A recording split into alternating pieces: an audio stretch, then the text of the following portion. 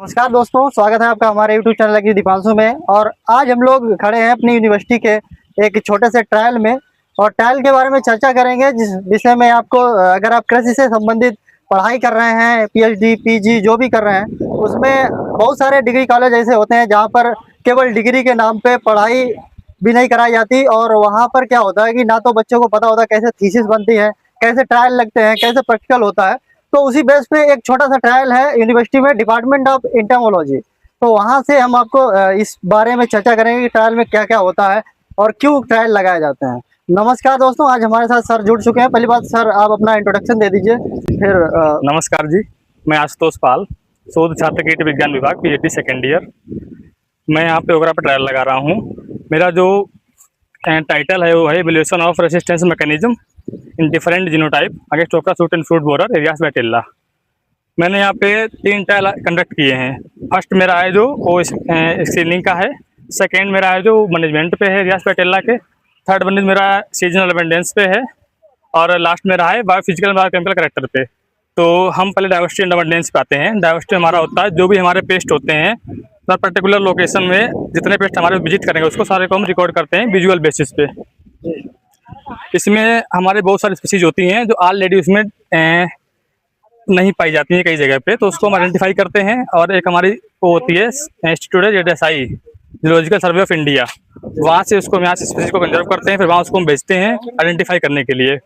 बहुत सारी स्ट्रेंथ्स होती हैं जो आइडेंटिफाई यहाँ पे नहीं हो पाती हैं ग्राउंड लेवल पे, और साइंटिस्ट लेवल पे उसको हम भेजते हैं ZSI, वहाँ वो लोग आइडेंटिफाई करते हैं उसको। सेकंड हमारा है स्क्रीनिंग, उसमें हम डिफरेंट जीनोटाइप लगाते हैं और उसमें हम देखते हैं हमारी कौन सी वैरायटी है जो अच्छा परफॉर्मेंस कर रही है, रेसिस्टेंस डेवलप कर रही है इंसेक्ट के अगेंस्ट। उसमें हमारी रेटिंग स्केल होती है। अगर 100% डैमेज हो रहा है तो उसको रेसिस्टेंट बोलते हैं, अगर 90% हो रहा है तो उसको हम इम्यून्यू क्या नाम है इम्यून्यू बोलते हैं। ऐसी क्राइटेरिया होते हैं, 5 रेटिंग स्केल होती हैं उसकी। और उसमें हम जो है बायोफिजिकल करेंगे, जैसे ट्राइकोम डेंसिटी हो गई हमारी। जो ट्राइकोम होते हैं वो इंसेक्ट को एग्लेइंग करने में इन्हांस करते हैं, उसको एग्लेइंग करने के लिए।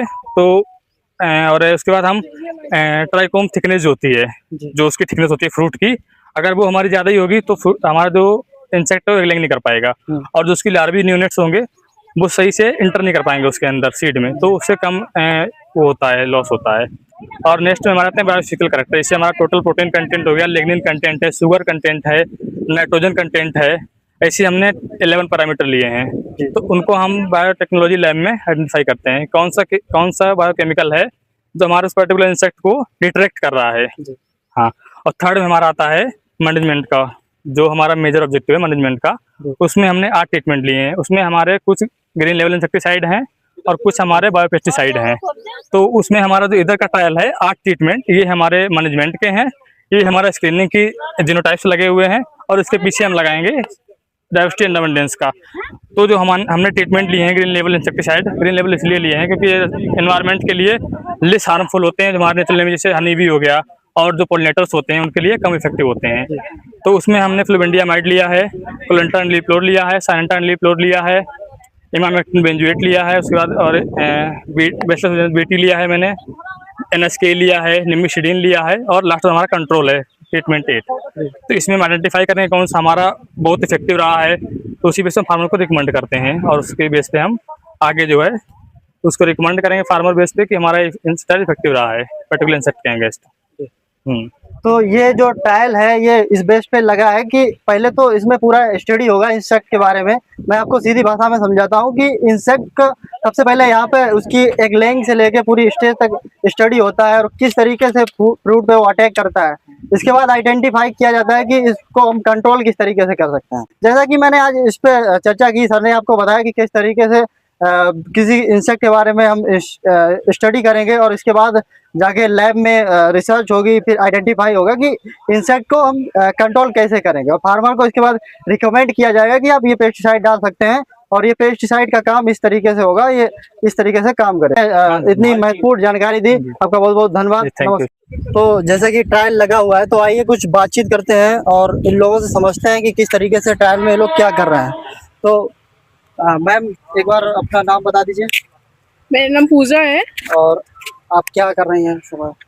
अभी तो ये हम रिसर्च के फील्ड में ट्रायल लगाने के लिए आए हैं। और आपका इस समय कौन सा डिग्री चल रहा है? पीएचडी चल रहा है मेरी तो। तो मैम पीएचडी कर रही हैं यहाँ पे, तो मैम थोड़ा सा बता दीजिए कि ये जो ट्रायल है इसमें स्टूडेंट्स किस प्रकार से क्या कर रहे हैं। जैसे कोई यहाँ मैंने देखा कोई जूनियर हैं, बहुत लोग सीनियर भी हैं, हाँ। तो ये मतलब एक दूसरे की किस तरीके की हेल्प कर रहे हैं, मतलब सबका यहाँ ट्रायल लगा है या कुछ सीखने के लिए आए हैं?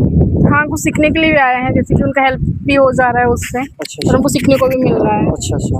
तो ये लोग अभी फीता डाल रहे हैं, तो ये क्यों मतलब जरूरत पड़ी, नाप क्यों? हाँ, मतलब स्पेसिंग वगैरह के लिए प्रॉपर स्पेसिंग चाहिए फील्ड अच्छा, के, अच्छा। मतलब सोइंग वगैरह के लिए, तो इसके लिए अच्छा, अच्छा। यही होता है। तो चलिए अब और लोगों से भी बात करते हैं यहाँ पे। जी नमस्कार, मैं नंदिनी सिंह, शोध छात्रा कृषि कीट विज्ञान विभाग, प्रथम वर्ष।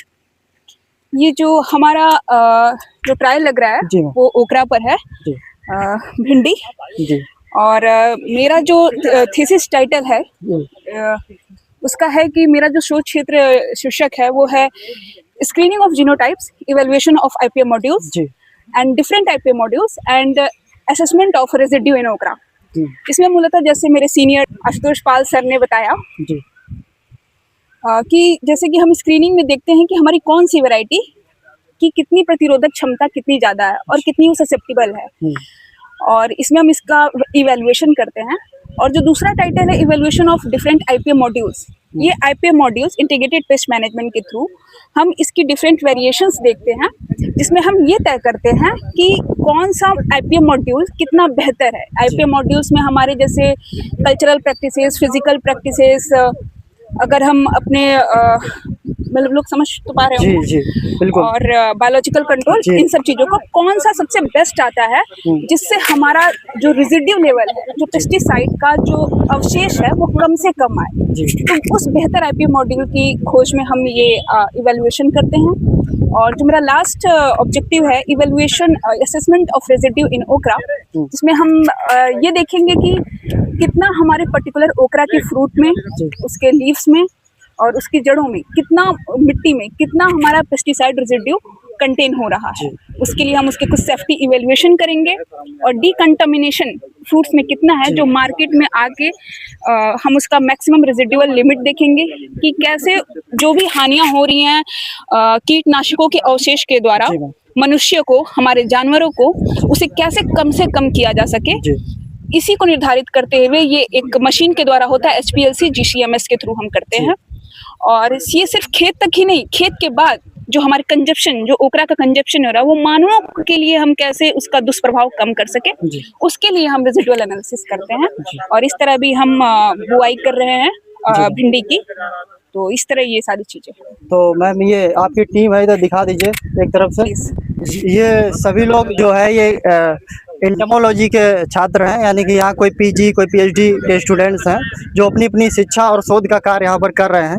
और मैं आपको बता दूं कि सिंपल भाषा में कि अब मेन जो रिसर्च है, मेन जो भी एम्स हैं, वो सारे इसी पे जा रहे हैं कि IPM इंटीग्रेटेड पेस्ट मैनेजमेंट, इसी पे सारी जो यूनिवर्सिटियां हैं लगी हुई हैं, इसी पे शोध हो रहा है कि कम से कम जो केमिकल है उसका यूज खेत में कम करना पड़े मैम, और जिससे जो मानव है, जैसा कि मैम ने बताया, जो एनिमल्स हैं उस पर जो साइड इफेक्ट पड़ रहा है कहीं ना कहीं, जैसा कि आप भी देख रहे होंगे गौरैया बहुत कम दिखाई दे रही है।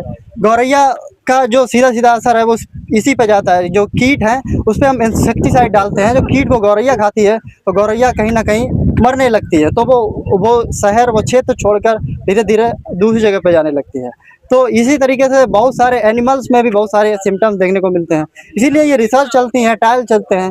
अब यही स्टूडेंट जब आगे जाके किसी बड़े शोध, बड़ी जगह पे पहुंचते हैं तो कहीं ना कहीं पूरे देश लेवल पे काम कर पाते हैं और अच्छी रिसर्च कर पाते हैं। तो यही वीडियो बनाने का उद्देश्य था कि सबको सही जानकारी मिल सके और स्टूडेंटों को एक सही मोटिवेशन मिल सके। मैं जो आगामी छात्र हैं मैं उनसे ये कहना चाहूंगी कि वे आगे आएं, और अगर वो शोध के क्षेत्र में आना चाहते हैं तो मैं ये कहना चाहूंगी कि ये वैश्वीकरण का दौर है, सब आगे निकलने की होड़ में है। आप एक मानव जाति के लिए एक उत्कृष्ट योजना लेके आइए, उस पर काम करिए, हमारा जीवन बेहतर होगा और हम आदियों का भी जीवन बेहतर बना पाएंगे। धन्यवाद। जय हिंद।